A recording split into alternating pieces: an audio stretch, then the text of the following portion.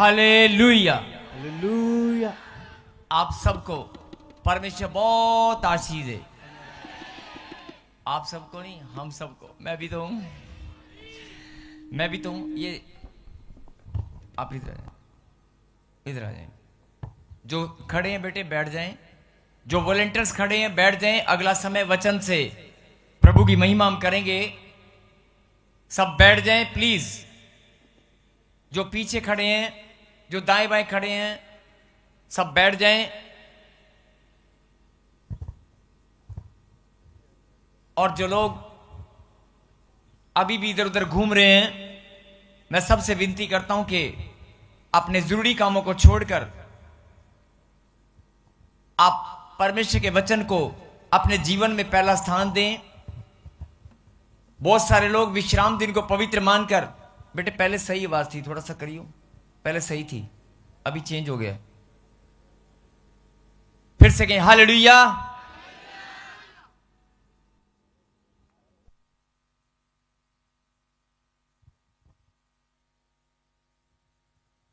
जितने भी लोग विश्राम दिन को पवित्र मानकर आज पवित्र मंदिर में आए हैं, आप खुदा के कलाम को मुझसे भी ज्यादा अच्छे से जानते हैं। परमेश्वर का कलाम सत्य है, उसके मुंह से निकली वाणी सत्य है, वो टलने वाली नहीं है। और जो उसने कहा आकाश और पृथ्वी टल जाएंगे, आकाश और पृथ्वी टल जाएंगे, लेकिन मेरे मुंह से निकली वाणी नहीं टलेगी। आप कहें आमीन। मैं फिर विनती कर रहा हूं कि जो लोग इधर उधर घूम रहे हैं सब बैठ जाएं।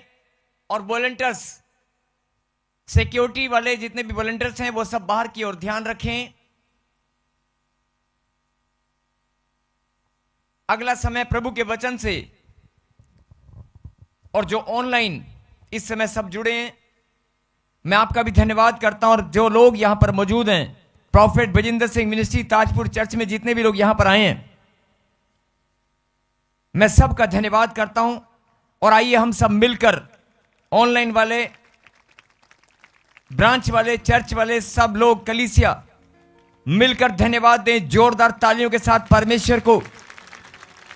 आज खुदा ने हमारे जीवन में फिर से ये सुंदर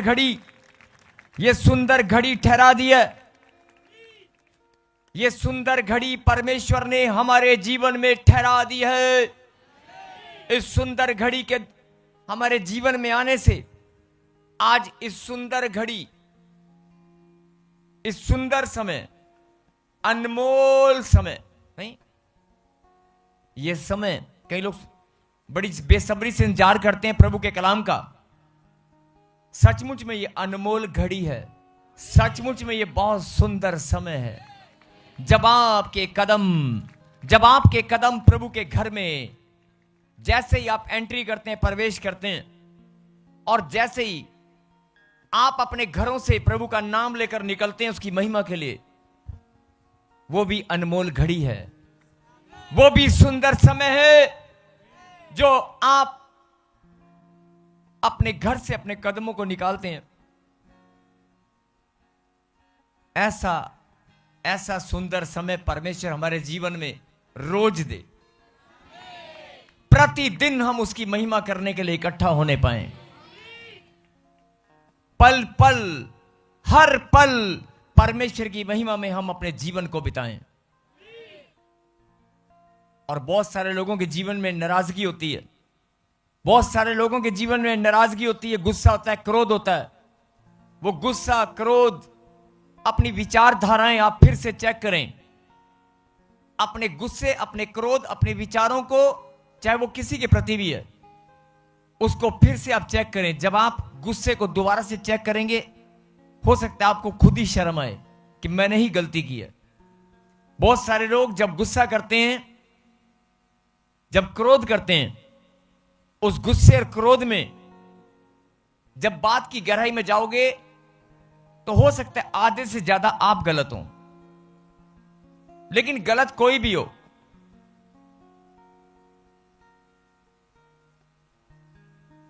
गलत कोई भी हो,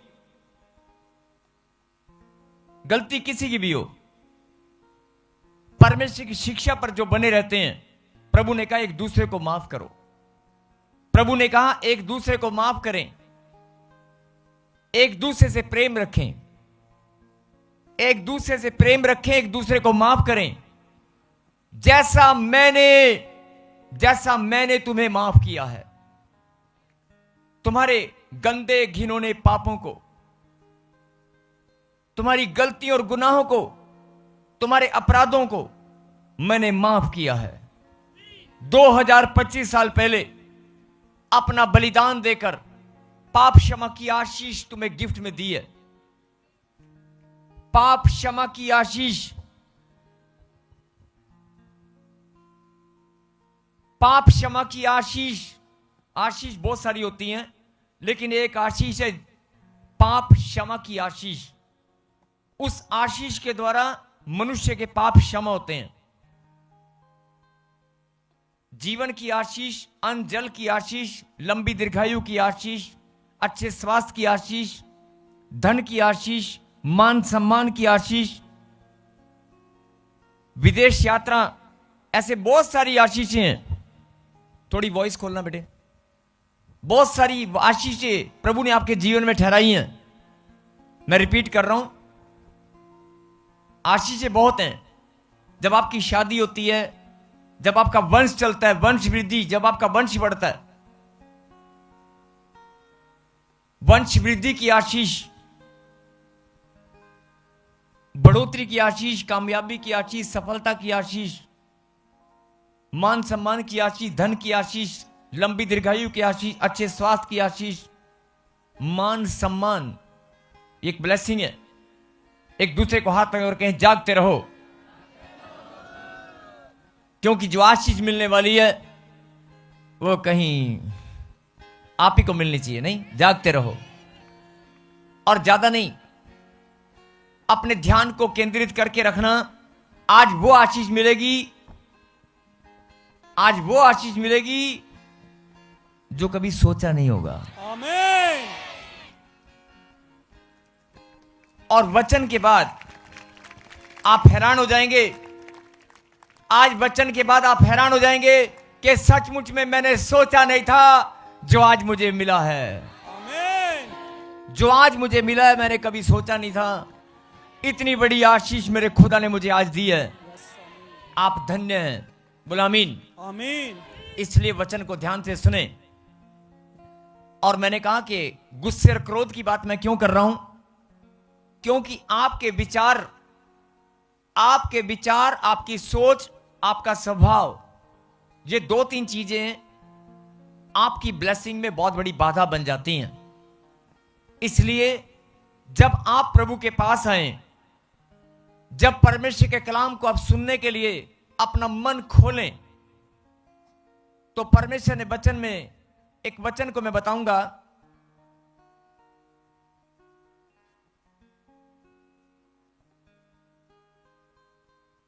अपने वस्त्र नहीं मन को फाड़कर मेरे समीप आए। क्या लिखा परमेश्वर ने? अपने वस्त्र नहीं मन को फाड़कर मेरे पास आए। मतलब पुराने समय में राजा महाराजा को जब दुहाई देते थे, जब दुहाई दी जाती थी, जब अपनी बात राजा महाराजा के दरबार में पहुंचानी होती थी, या कोई दुख व्यक्त होता, कोई दुख को व्यक्त किया जाता था, तो लोग अपने कपड़े फाड़ा करते थे। अपने दुख को जाहिर करने के लिए अपने कपड़े फाड़ दिया करते थे। अपनी बात रखने के लिए अपने कपड़े फाड़ दिया करते थे पुराने समय में। इसलिए परमेश्वर ने कहा, मैं तेरे दुख और तकलीफ को जानता हूं।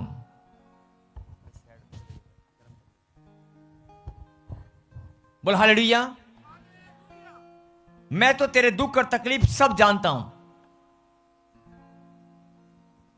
मेरे समीप आने से पहले अपने वस्त्र को फाड़ना जरूरी नहीं है। वस्त्र को मत फाड़, लेकिन फाड़ना है तो अपने मन को फाड़। अपने मन को फाड़ कर मेरे पास आ। और मन को फाड़ने का मतलब है कि मन खाली होना चाहिए। मन को फाड़ना मतलब मन को खोल और अपने अंदर जो कचरा भरा उसे निकाल दे। जो गंदगी है, जो गुस्सा है, क्रोध है, उसे निकाल कर फेंक दे। मेरे पास, मेरे समीप आने से पहले अपने मन को खाली कर। और जब तू अपने मन को खाली करेगा, मत सोच के मुझे आशीष मिलेगी, चंगाई मिलेगी, मुझे कर्जे से छुटकारा मिलेगा या नहीं मिलेगा। जो सोचना है, जो भी तेरा सोचना है, उसे बंद कर। केवल समर्पित हो जा। अपने मन को खुदा की ओर लगा, अपने मन को खाली कर और अपनी आशीष को रिसीव कर। बोल हालेलुया, बोल हालेलुया। हालेलुया। एक जोरदार ताली बजाकर प्रभु को धन्यवाद दें। फिर से कहें हालेलुया। हालेलुया। आज के वचन में चलने से पहले सब लोग कहें परमेश्वर मैं धन्यवाद करता हूं आज के वचन के लिए, आज की शिक्षा के लिए मैं धन्यवाद करता हूं। और सचमुच में प्रभु ने, मैं बता रहा था आपको कि जितनी भी ब्लेसिंग प्रभु ने दी हैं, जितनी भी ब्लेसिंग परमेश्वर ने दी हैं, उनके अंदर एक आशीष मनुष्य जाति के लिए, इंसान के लिए, परमेश्वर के बेटे और बेटियों के लिए सबसे जरूरी आशीष है। सबसे ज्यादा जरूरी आशीष है। उस आशीष के बिना शैतान कभी भी दूसरी ब्लेसिंग आपके पास आने नहीं देगा। एक ऐसी आशीष है, जब तक वो मनुष्य के पास ना हो तब तक बाकी आशीषें आपके पास नहीं आ सकती। और शैतान इस बात का बहाना बनाकर आपकी ब्लेसिंग को रोकता है। और वो आशीष है पाप क्षमा की आशीष। अगर आपके पाप क्षमा नहीं होंगे, अगर आपके पाप क्षमा नहीं होंगे और ये आशीष आपके पास नहीं आएगी, जब गुनाह माफी नहीं होंगे तो ब्लेसिंग कहां से आएगी? शैतान इस बात का बहाना बना के रखता है। इसीलिए परमेश्वर ने मनुष्य के लिए पाप क्षमा की आशीष देने का भी रास्ता बना दिया। पाप क्षमा की आशीष लिखा कलाम के अंदर, तेरे अपराधों को मैं क्षमा करूंगा, तेरे पापों को मैं ढांप लूंगा और तेरे अधर्म का मैं लेखा भी नहीं लूंगा। भजन संहिता 32 में लिखा है, तेरे अपराधों को मैं क्षमा करूंगा, तेरे पापों को मैं ढांप लूंगा और तेरे अधर्म का मैं लेखा भी नहीं लूंगा। जब मैं तुझे ये गिफ्ट दूंगा, जब मैं तुझे ये वरदान दूंगा, ये गिफ्ट मैं तुझे दूंगा, तेरे सारे पाप क्षमा हो जाएंगे और तेरी गलतियां, जो तेरा अधर्म है, उसका मैं लेखा भी नहीं लूंगा। बोल हालेलुया। हालेलुया। अब आप बताओ, इतनी बड़ी आशीष अगर आप किसी को माफ करते हैं ना, अगर आप किसी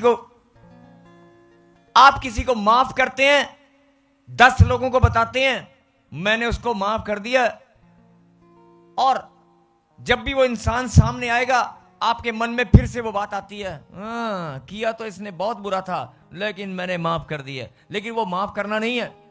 अगर माफ कर दिया तो दिल और दिमाग में वो बात नहीं आनी चाहिए। लेकिन होता क्या है, जब आप किसी को माफ करते हैं 10-20 लोगों को आप जरूर बताते हैं, और पता है अनु मैं करता माफ हूं, मैं करता माफ हूं, करता हूं माफ। अगर बता दिया तो फिर फायदा क्या? इसका मतलब आप सुना रहे हैं। और फिर अगर उस इंसान के पाप माफ हो भी गए, आपने कर भी दिया, अगर वो इंसान आपके सामने आ जाए तो आपके दिमाग में सारी बातें फिर से घूम जाती हैं। अच्छा, लेकिन जब आप परमेश्वर के सामने आते हैं, परमेश्वर ने आज से 10 साल पहले, 20 साल पहले, 5 साल पहले, 3 महीने पहले जब आपको पाप क्षमा की आशीष दी, जब आपके गुनाहों को माफ कर दिया, वो दोबारा कभी याद नहीं करता। आप याद करते होंगे लेकिन परमेश्वर याद नहीं करता। उसने कहा मैं तेरे अधर्म का लेखा नहीं लूंगा और तेरे गुनाहों को फिर से याद नहीं करूंगा, स्मरण नहीं करूंगा। जब भी तू मेरे पास आएगा मैं तेरी गलतियों को फिर से याद नहीं करूंगा, मैं भूल गया हूं। कितनी बड़ी आशीष, कितना बड़ा गिफ्ट परमेश्वर ने हमें दिया है। और मैं फिर बता रहा हूं कि अगर आप किसी को माफ करते हैं तो जब भी वो इंसान आपके सामने आएगा आपको सारी बातें याद आती हैं। लेकिन ये परमेश्वर है जिसने आपको माफ करने के बाद भी, छोटी गलती हो बड़ी गलती हो, गंदे घिनौने नीच पापों को, कैसी भी गलती कैसे भी अधर्म हो, अगर उसने माफ कर दिया तो कर दिया, लेकिन दोबारा याद नहीं करता। ऐसा गिफ्ट परमेश्वर ने हमें दिया है। उस गिफ्ट के लिए एक ताली, जोरदार धन्यवाद की।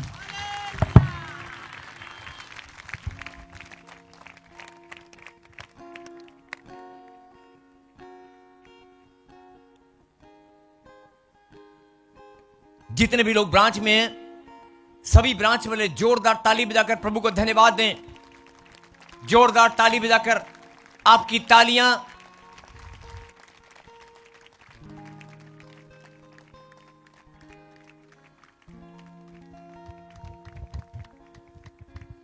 और ये बड़ी सुंदर बात है कि उसके बच्चे आज फिर से प्रभु के घर में इकट्ठा हुए हैं, ऑनलाइन जुड़े हैं। परमेश्वर हम सबको आशीष दे। क्या आमीन? आमीन। आइए प्रभु के वचन में। धन्यवाद पिता परमेश्वर, आज आपके कलाम को सुनने के लिए जितने भी लोगों ने अपने मन को खोला और जिन लोगों ने अपने मन को फाड़ लिया है, जितने भी लोग आज प्रभु जी आपके समीप आए हैं, मेरे पिता सब पर दया करने वाले, सबको आशीष देने वाले आप परमेश्वर हैं। अगर हम सब मिलकर प्रार्थना करते हैं, मेरे पिता, अगर हमारे जीवन में कोई गलती, कोई गुनाह अभी भी बाकी है, कोई पश्चाताप करना हम भूल गए हैं, और अगर कोई ऐसा गुनाह हम कर बैठे हैं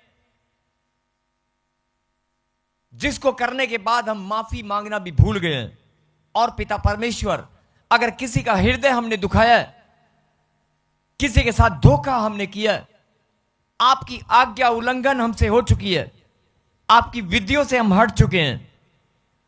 आज्ञा उल्लंघन करना, विधियों से हटना, आपकी योजना के विपरीत कार्य करना, ये सारी बातें हमारे जीवन में बहुत बार हो चुकी हैं। लेकिन खुदा, अगर फिर से हम कोई गलती कर चुके हैं, जाने और अनजाने में कोई भी पाप, कोई भी गुनाह हमसे हो चुका है, आज हम फिर से आपके चरणों में विनती और प्रार्थना करते हैं, जो पाप क्षमा की आशीष आप हमें देते आए हैं। मेरे खुदा, हर एक पाप को फिर से आप माफ करें। अपनी दया, अपना अनुग्रह आज फिर से हमें दें।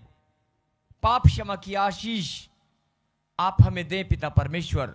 हमारे गुनाहों को माफ करें और हम पर दया करें।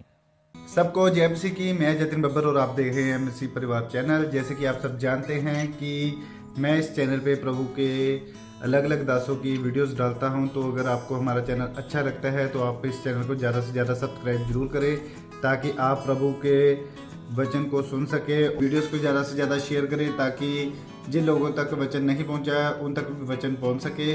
सबको जय मसीह की। एक बार मैं आपसे दोबारा कहूँगा कि इस चैनल को सब्सक्राइब जरूर करें और वीडियोस को ज़्यादा से ज़्यादा शेयर करें। जय मसीह की।